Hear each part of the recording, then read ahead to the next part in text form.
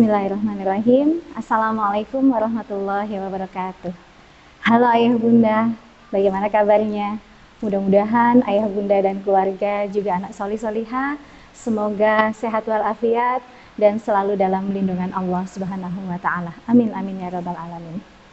Bahagia sekali hari ini saya bisa membersamai ayah bunda semuanya dalam acara Parenting SDIT Usamah Kota Tegal.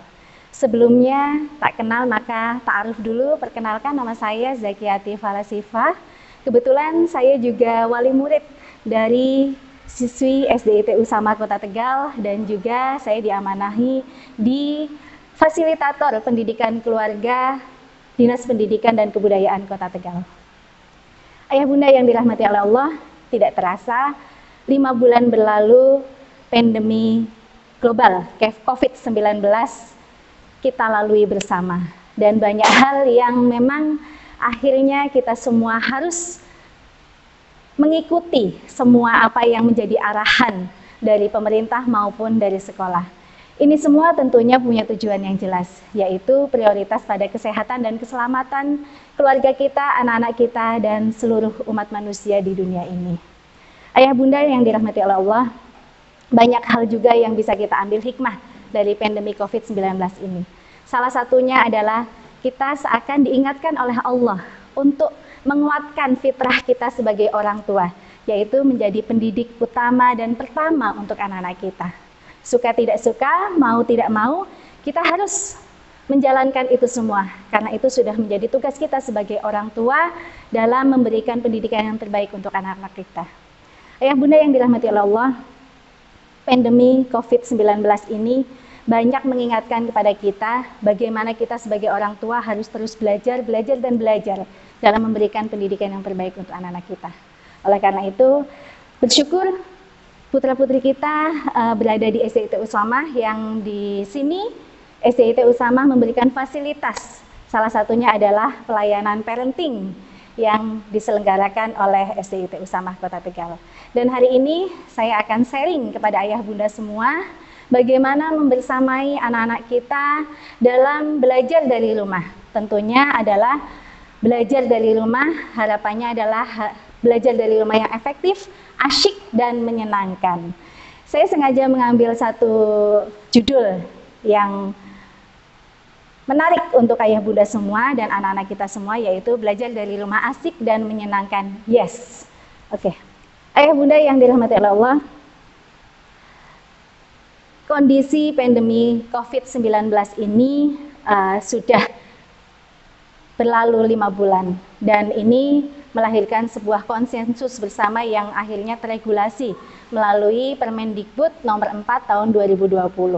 Berdasarkan edaran Mendikbud nomor 4 tahun 2020 tentang pelaksanaan kebijakan pendidikan dalam masa darurat penyebaran COVID-19, diketahui bahwa ada beberapa kegiatan-kegiatan belajar yang akhirnya dialihkan di rumah. Kita mungkin bisa menyebutnya dengan school from home atau belajar dari rumah atau BDR, atau ada yang menyebut juga PJJ, pembelajaran jarak jauh. Apa itu namanya? Intinya sama, yaitu anak-anak belajar dari rumah dengan keluarga, dan kita sebagai guru, dan bahkan mungkin kita bisa multi peran dalam hal ini. Kita sebagai orang tua, kita sebagai guru, bahkan kita sebagai seorang psikolog sekalipun. Ada beberapa hal yang harus kita pahami, bahwa melalui PJJ ini dilaksanakan dengan memberikan pendidikan yang bermakna bagi siswa, dan juga dapat difokuskan pada pendidikan kecakapan hidup. Nah, ini sesuatu yang menarik buat kita semua. Kadang kita mengartikan bahwa yang namanya belajar adalah belajar secara akademis. Namun sebenarnya belajar kecakapan hidup pun juga harus kita ajarkan pada anak-anak kita.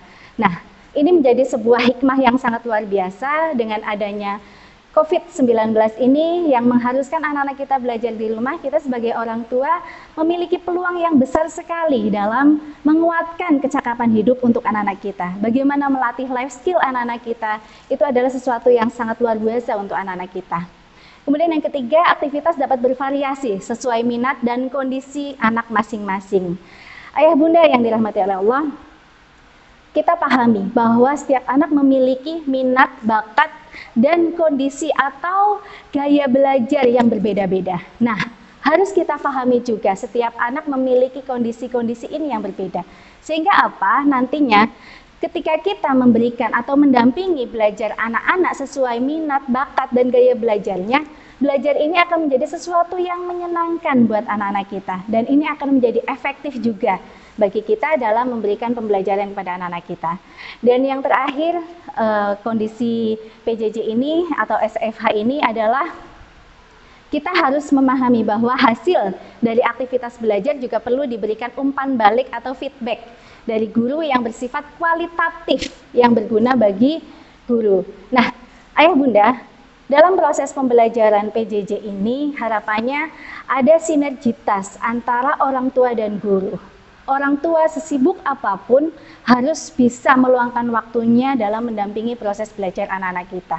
Dan juga sesibuk apapun orang tua, luangkan juga komunikasi dengan guru, karena ini penting sekali dalam memberikan feedback kepada proses belajar anak-anak. Ini nantinya juga akan membantu guru dalam memberikan penilaian, karena memang proses penilaian juga tetap harus ada sesuai dengan target dan kurikulum yang memang sudah ditentukan oleh sekolah. Oke, sebelum kita masuk bagaimana keterlibatan orang tua, perlu kita pahami juga bahwa tujuan pembelajaran di rumah atau PJJ ini dilatar belakangi oleh situasi pandemi COVID yang salah satu ini cara penanganannya yaitu dengan menerapkan social distancing. Jadi kita harus pahami juga bahwa sebenarnya kondisi ini, ayah bunda, ini juga memang menjadi memiliki alasan yang jelas. Jadi bukan semata-mata karena sekolah, karena pihak sekolah atau karena guru-guru atau karena mungkin pemerintah kota yang memang mengharuskan seperti ini, tapi memang punya tujuan yang jelas, yaitu untuk memprioritaskan kesehatan dan keselamatan anak-anak kita, yaitu dengan melakukan proses social distancing dalam proses pembelajaran. Kemudian yang kedua, pembelajaran akademis tetap terlaksana dan sebagai pelengkap, anak dapat dididik oleh orang tua mengenai life skill. Nah, sekali lagi ya, karena life skill ini sangat penting sekali bagi anak-anak kita sebagai bekal. Kelak anak-anak kita berpisah dengan kita, kelak anak-anak kita menghadapi dunia baru. Mereka harus punya kecakapan hidup, mereka harus punya bekal life skill yang banyak ya, yang dapat dijadikan pegangan dia dalam proses belajar atau dalam proses kehidupan selanjutnya. Kemudian satu hal juga yang menarik bagi kita semua, kegiatan BDR atau PJJ atau kegiatan SHFA ini juga dapat menguatkan bonding atau kelekatan atau attachment antara orang tua dengan anak-anak. Mungkin ini sesuatu yang mungkin sangat sepele, tapi sebenarnya ini sangat luar biasa. Dengan adanya bonding, dengan adanya attachment atau kelekatan yang terbangun antara anak dengan orang tua akan menguatkan kepercayaan anak kepada orang tuanya. Atau kita sering menyebutnya dengan basic trust. Baik ayah bunda, dalam proses PJJ, PDR atau SFH ini dibutuhkan keterlibatan orang tua. Apa sih tujuannya? Kenapa orang tua harus terlibat? Yang pertama pasti, seperti tadi saya sebutkan, kedekatan. Membangun bonding, kedekatan itu sangat penting sekali. Kemudian yang kedua, dengan keterlibatan orang tua bisa memantau perkembangan belajar anak dan mendampingi ketika mendapat kesulitan belajar. Sehingga anak itu merasa nyaman, tetap enjoy dalam belajar. Ya, tapi ingat ayah bunda, peran kita sebagai pendamping anak belajar adalah sebagai fasilitator dan motivator, bukan eksekutor. Nah, ini bisa dipahami ya ayah bunda, bahwa fasilitator dan motivator ini hanya memberikan memfasilitasi, mendampingi, dan memotivasi, bukan eksekutor. Eksekutor bisa diartikan adalah sebagai pelaku atau yang mengerjakan tugas atau belajarnya anak-anak. Nah, ini harus kita pahami, sehingga anak-anak tetap mandiri dalam belajar, tidak bergantung kepada orang tua. Kita boleh hadir dalam membantu proses belajar ketika anak-anak mengalami kesulitan. Tetapi prosesnya pun juga harus kita pahami bagaimana melalui itu dengan tepat. Contoh misalnya, ketika anak-anak kita menghadapi kesulitan dalam menjawab pertanyaan atau mengerjakan tugas. Seringkali anak-anak kita mungkin kesulitan dalam menghadapi ini karena referensi yang kurang. Kita sebagai fasilitator dan motivator perlu mengingatkan, nak, coba dibaca referensinya atau buku yang dari sekolah? Pasti ada jawabannya. Karena tidak mungkin guru memberikan tugas atau semacam soal-soal tanpa ada referensi. Nah, kita sebagai fasilitator dan motivator memberikan motivasi. Pendampingannya itu memberikan motivasi dan memfasilitasi supaya anak kita juga dalam pengembangan literasinya itu juga tetap bagus. Nah, dalam hal ini sekali lagi kita bukan eksekutor atau yang menyelesaikan atau yang mengerjakan tugas itu. Kemudian yang ketiga, dengan tujuan keterlibatan orang tua adalah kesempatan bagi orang tua untuk memotivasi anak-anak kita. Ya, ayah bunda, kita adalah orang yang paling dekat dengan anak-anak kita. Kita adalah motivator utama bagi anak-anak kita. Kita bukan sekedar melahirkan, membesarkan, tetapi kita juga punya peran yang sangat luar biasa dalam proses mendidik dan memberikan motivasi untuk anak-anak kita.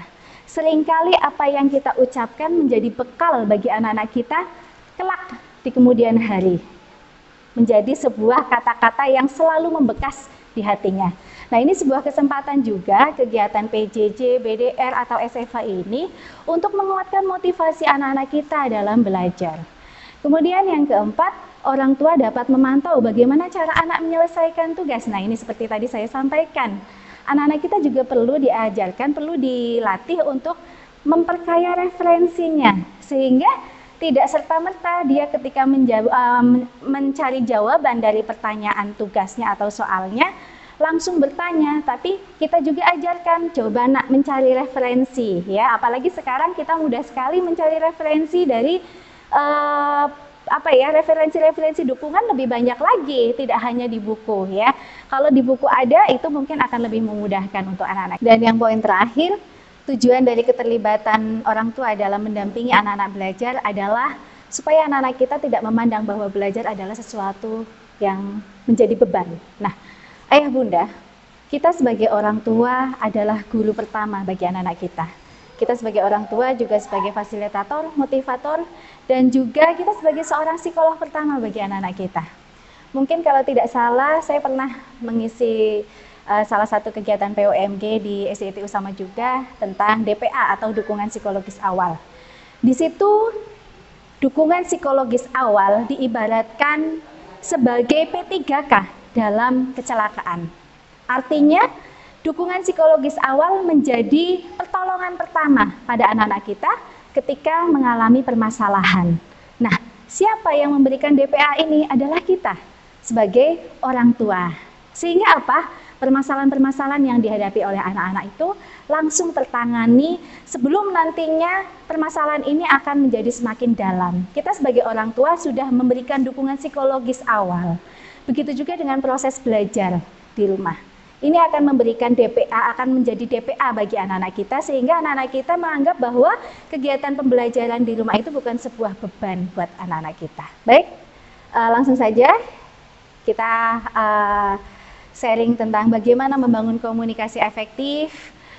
Yang pertama adalah jadilah pendengar baik, pendengar yang terbaik bagi anak-anak kita ketika anak-anak kita berbicara atau bercerita kepada kita.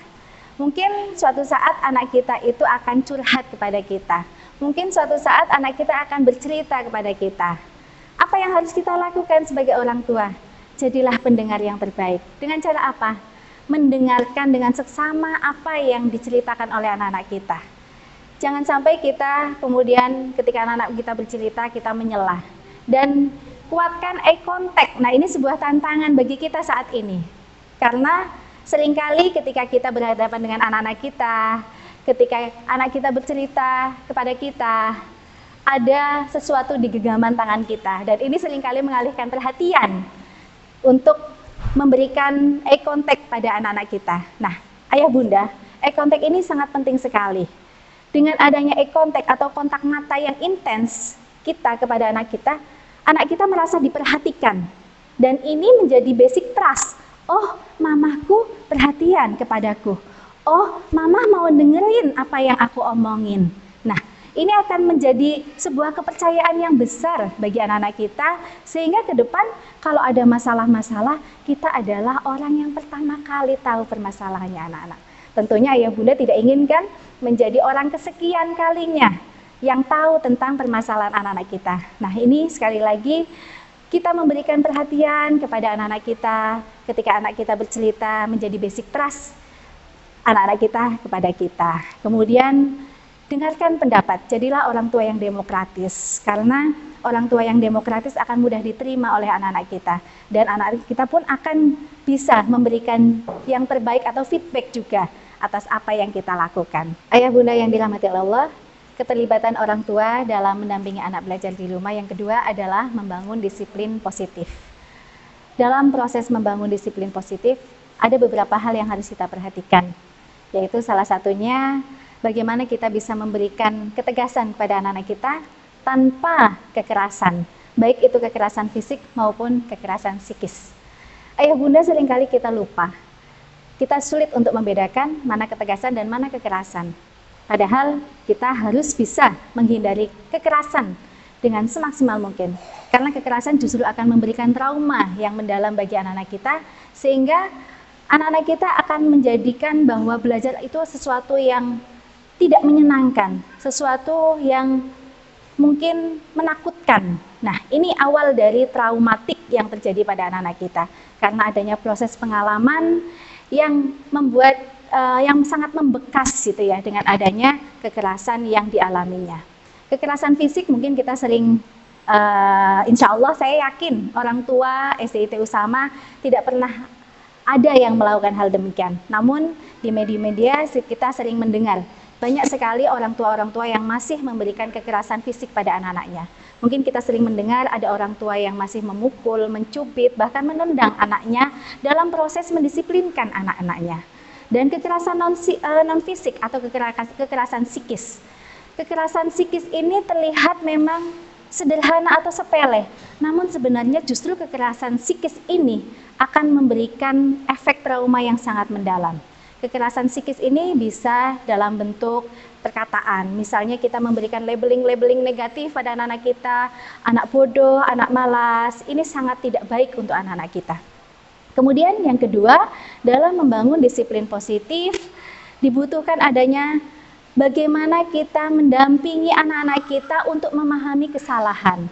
Ayah bunda, harus kita pahami, anak kita sedang belajar bagaimana melihat mana yang baik, mana yang tidak baik, mana yang pantas dan mana yang tidak pantas, mana yang keliru dan mana yang benar.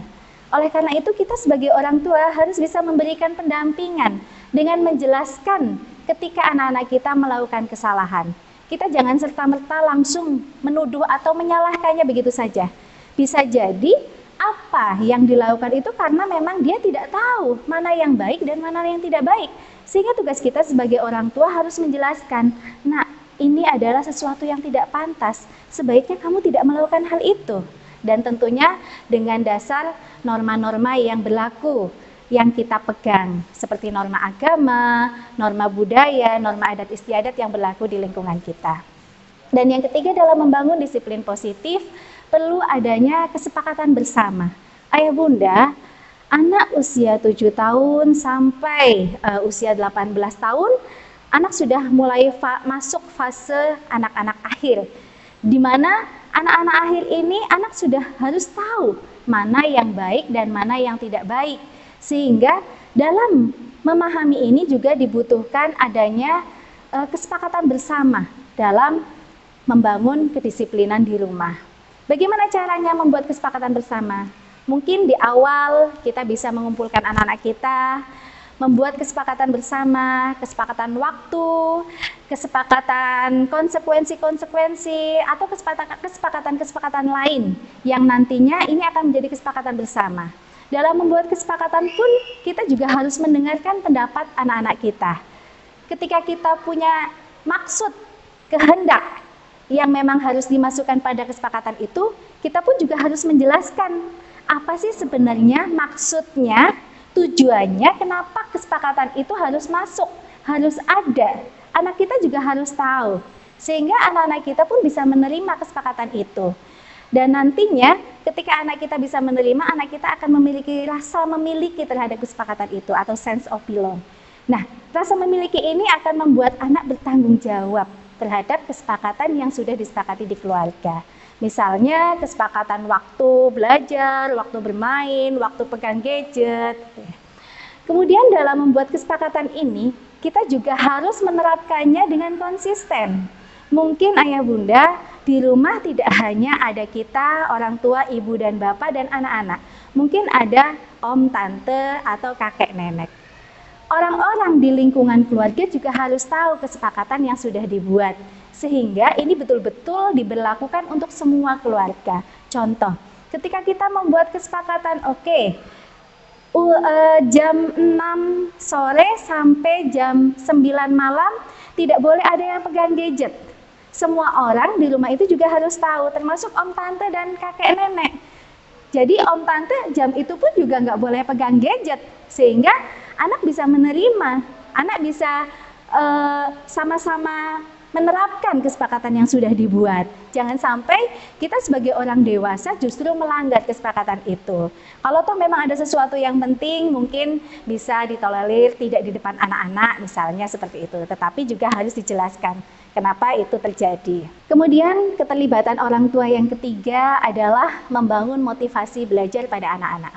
Ayah bunda, dalam membangun motivasi belajar pada anak-anak, kita juga perlu memberikan penghargaan pada anak-anak kita. Anak-anak kita juga butuh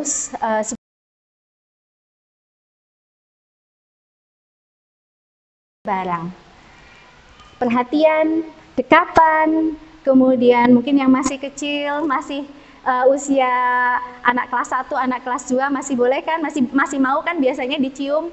Tidak ada salahnya kita orang tua juga memberikan pelukan, ciuman. Bahkan sebenarnya anak kelas 6 pun juga nggak masalah, kita masih bisa memberikan pelukan dan ciuman ketika anak kita memberikan sebuah prestasi. Dan prestasi tidak berarti nilai. Ketika anak kita patuh, menunjukkan ketekunan dalam belajar, menyepakati atau melakukan mematuhi kesepakatan yang sudah dibuat, itu juga sebuah prestasi bagi anak-anak kita. Kita pun juga perlu memberikan apresiasi itu.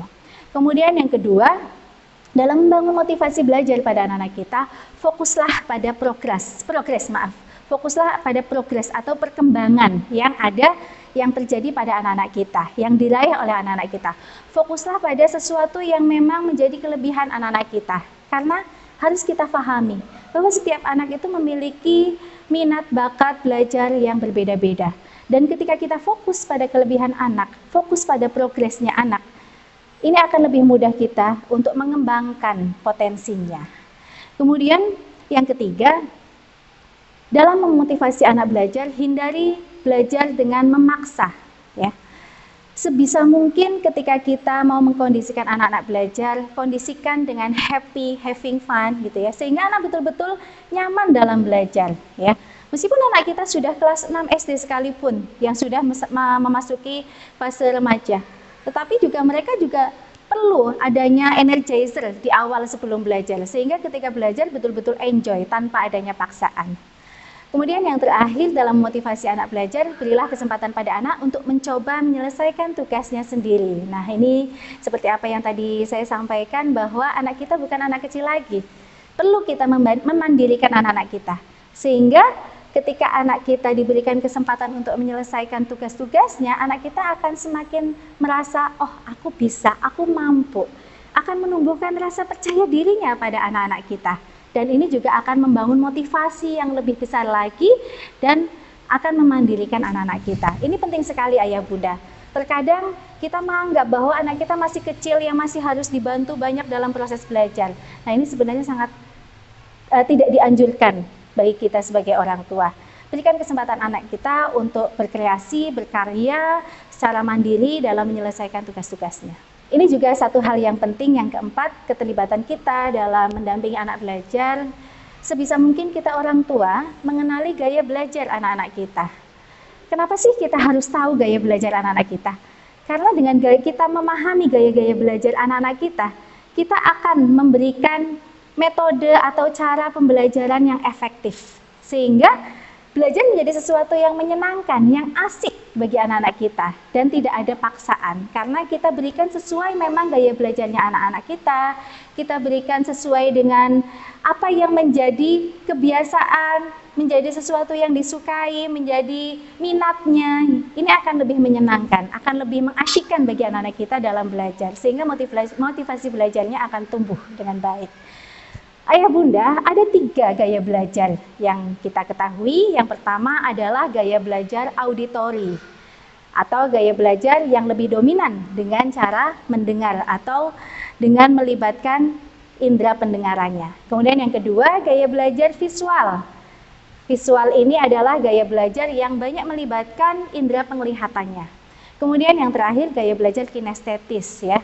Gaya belajar yang mungkin anak dengan gaya belajar kinestetis ini, dia akan lebih aktif daripada kedua gaya belajar auditori dan visual, aktif secara fisik. Baik ayah bunda, mari kita kupas satu persatu apa itu gaya belajar visual, auditori, dan kinestetis. Yang pertama, gaya belajar visual. Anak yang memiliki gaya belajar visual, dia lebih suka dan mudah menerima informasi dengan cara melihat. Segala hal yang menarik secara visual akan menjadi fokus dan mudah dipahami oleh anak. Lalu bagaimana kita mendampingi anak-anak dengan gaya belajar visual? Yang pertama, gunakan lebih banyak gambar daripada kata-kata. Nah, ini menarik sekali bagi ayah bunda dalam mendampingi anak-anak dengan gaya belajar visual. Berikan kesempatan anak-anak kita untuk berkreasi juga sesuatu yang menarik bagi anak-anak kita.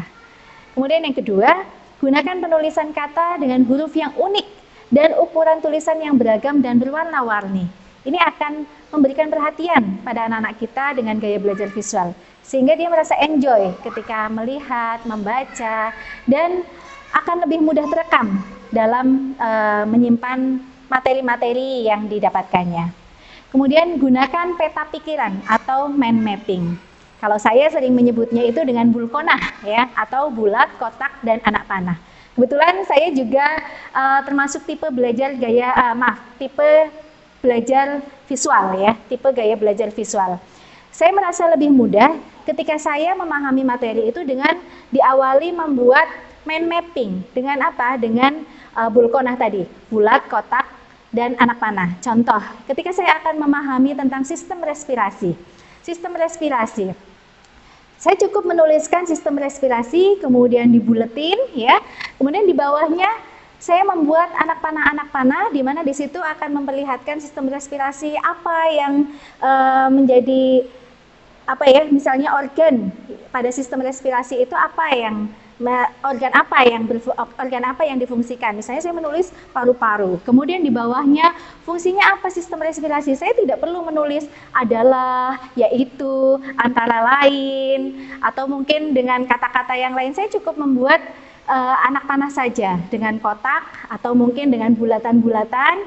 Di dalamnya ada tulisan yang menarik atau tulisan yang sangat mencolok atau unik tadi. Nah, ini satu trik juga kita mendampingi anak-anak kita dengan gaya belajar visual. Kemudian juga seperti tadi di awal, kita bisa menggunakan juga dengan hiasan-hiasan. Sesuatu yang menarik yang dilihat oleh anak-anak kita akan mudah dipahami oleh anak-anak kita dengan gaya belajar visual tadi. Kemarin saya juga mencoba mempraktekkan pada anak saya yang kebetulan juga punya gaya belajar visual, ya. Saya berikan kesempatan dia untuk membuat satu media yang menurut dia itu menarik. Kebetulan dia suka dengan melukis. Saya belikan styrofoam dan cat air, ya. Kemudian dia melukisnya sendiri dan itu menjadi media dia itu, ya, untuk menempel catatan-catatan belajarnya. Dan saya sengaja juga hadapkan meja belajarnya itu di tembok, sehingga dia memang benar-benar fokus pada catatan-catatan belajarnya. Dan ini cukup efektif bagi anak-anak dengan gaya belajar visual. Kemudian materi belajar yang disajikan dalam bentuk komik cerita ini juga akan menarik bagi anak-anak dengan gaya belajar visual. Memang mungkin agak sulit, ya, ketika kita membuat komik cerita. Ini memang butuh keahlian khusus, tetapi tidak ada salahnya kita sebagai orang tua atau anak-anak kita mencoba membuat komik cerita itu. Kemudian lakukan penataan ruang belajar yang nyaman dan menggunakan dekoratif hasil karya anak sendiri seperti tadi yang saya cobakan, gitu, ya. Anak membuat sendiri dan saya buat tempat duduk yang menghadap ke tembok, sehingga dia betul-betul fokus ketika belajar dengan media-media belajar yang ada di depannya. Kemudian belajar melalui film yang berhubungan dengan informasi yang harus dipelajari anak, ini juga akan membantu anak-anak dengan gaya belajar visual, akan lebih mudah memahami materi yang disampaikannya. Oke, selanjutnya kita akan membahas gaya belajar auditori. Anak dengan gaya belajar auditori biasanya lebih sensitif terhadap musik dan memiliki minat yang tinggi juga terhadap musik. Nah, ini biasanya bisa menjadi dukungan bagi anak-anak kita dengan gaya belajar auditori. Lalu hal-hal apa yang bisa kita berikan pada anak-anak kita dalam mendampingi anak-anak kita dengan gaya belajar auditori?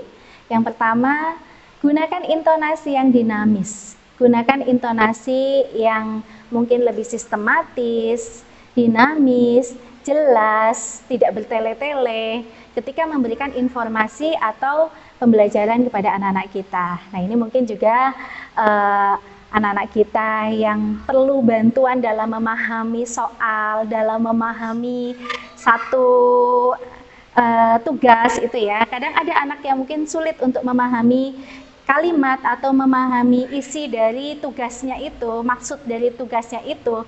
Kita bisa membantunya dengan kalimat-kalimat yang lebih jelas, lebih sistematis dan lebih runtut gitu ya.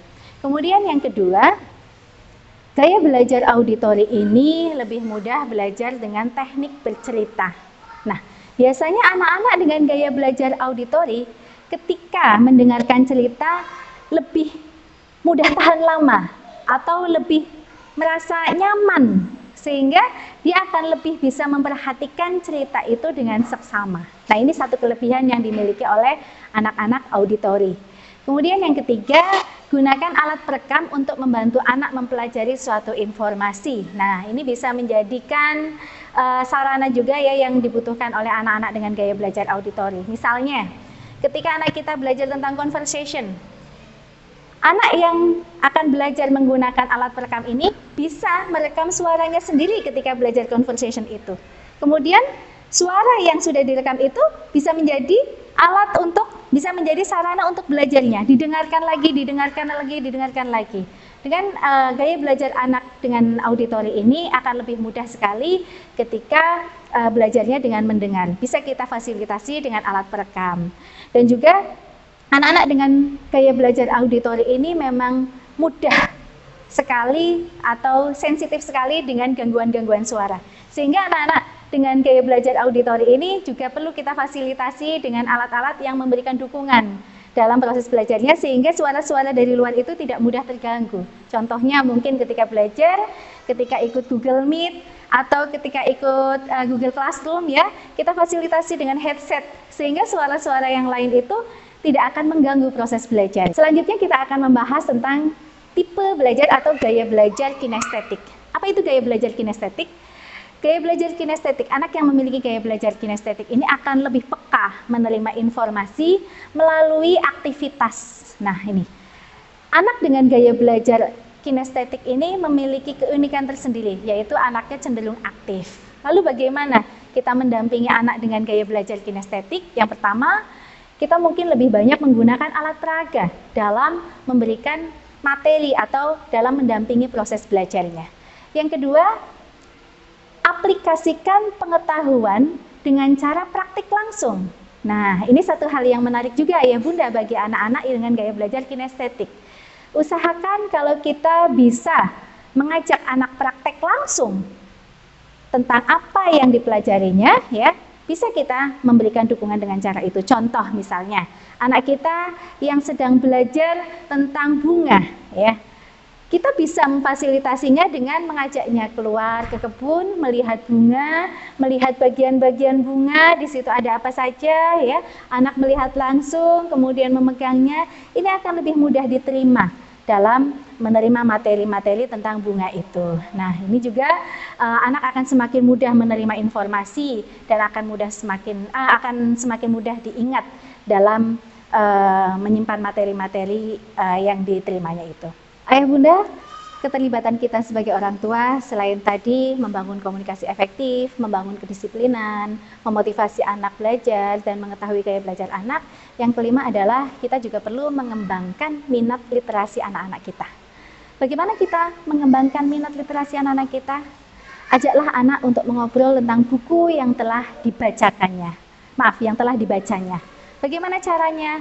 Dorong anak untuk bertanya atau mengkritisi ya, atau memberikan pendapat tentang buku yang sudah dibacanya. Ini juga akan menguatkan proses HOTS pada anak-anak kita atau high order thinking skill yang memang sekarang harus kita terapkan juga pada proses belajar anak-anak kita. Yang kedua, periksa buku yang dipilih oleh anak kita ya. Jadi kadang anak-anak kita itu ketika kita ajak ke toko buku biasanya dia memilih buku sendiri. Nah, tidak ada salahnya kita juga perlu tahu isi buku dari apa yang sudah dipilih anak-anak kita. Sehingga kita tahu apa isi buku itu dan kita bisa mencegah hal-hal yang tidak diinginkan oleh kita. Karena sekarang mungkin ada isi-isi buku yang tidak sesuai dengan anak-anak kita, sehingga kita tahu dan kita bisa mengantisipasinya supaya tidak terjadi hal-hal yang tidak kita inginkan. Nah, itu adalah bagaimana kita mengembangkan minat literasi anak-anak kita. Oke? Nah, selanjutnya ada tips and tricks ya. Tips and trick atau strategi belajar dari rumah sehingga belajar dari rumah menjadi sesuatu yang asik dan menyenangkan. Mungkin ada beberapa hal yang sudah saya kupas tadi di depan, yaitu yang pertama, perlu kita membuat kesepakatan dengan anak-anak kita tentang kedisiplinan waktu, tentang jadwal, kemudian tentang hal-hal lain ya yang menjadi konsekuensi juga pada anak-anak kita yang harus kita berikan pada anak-anak kita.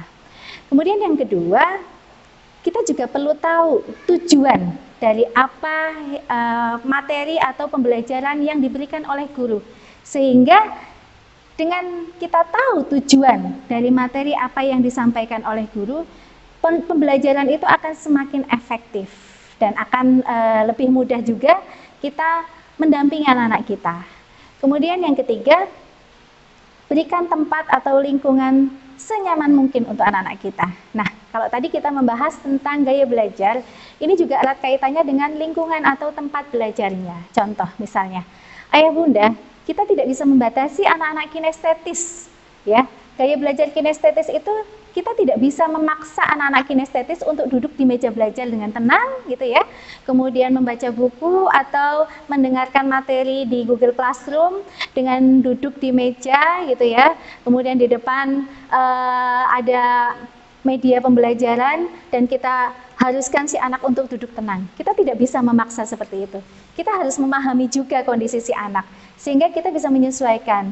Berikan lingkungan yang tepat juga, tempat belajar yang tepat juga untuk anak-anak kinestetis. Begitu juga dengan gaya belajar auditori dan visual.